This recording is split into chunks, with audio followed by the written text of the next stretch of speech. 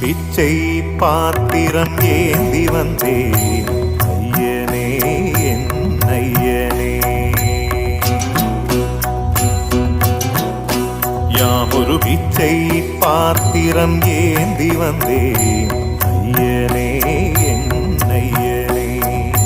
பிண்டம் என்னும் எலும்பொடு சதை நரம்புதிரமும் அடங்கிய உடம்பு எனும் பிச்சை பாத்திரம் ஏந்தி வந்தேன் ஐயனே என் ஐயனே.